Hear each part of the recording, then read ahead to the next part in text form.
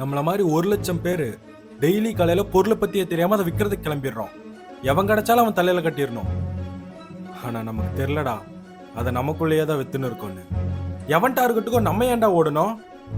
நான் உன் முன் பாக்கெட்ல இருந்து 10 ரூபா எடுத்தா இன்னொருத்த எனக்கே தெரியாம என் பின் பாக்கெட்ல இருந்து 20 ரூபா எடுக்கிறான். இதோ இந்த வாட்டர் பியூரிஃபையரை இவன் தான் வித்தான். வாழ்க்கை ஃபுல்லா பிரச்சனையே வராதுன்னு சொன்னாலடா, வாரம் பிரச்சனை. இந்த ஃபில்டரை நான் மாத்திக்கினே இருக்கேன். இதோ இந்த டேபிள் எனக்கு தேவையா இல்லையான்லாம் கேட்கவே இல்லை.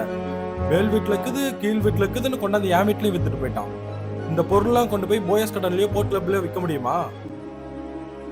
மாசம் நான் சம்பாதிக்கிற பணம் 10,000 ரூபா எப்படா காணாம போகுதுன்னு பார்த்தா கடைசியில் அது ஒருத்தன் திருடல, 100 ரூபாயா 100 பேர் திருடி இருக்கான். ஏன் இங்க இருக்கிற ஒருத்தன் சொல்லு, பொய் சொல்லாம ஏமாத்தாம ஒரு பொருளை வித்தோன்னு சொல்லுங்கடா. ஏன்னா நம்மலாம் பொருளை விற்கல, பொய்ய வித்துன்னு இருக்கோம்.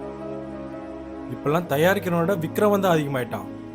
எதை கிடைச்சாலும் நம்ம எப்படி வேணா வித்துறோங்கிறனாலதான் அவனும் எதை வேணா எப்படி வேணா தயாரிக்கலாம்னு முடிவு பண்ணிட்டான்.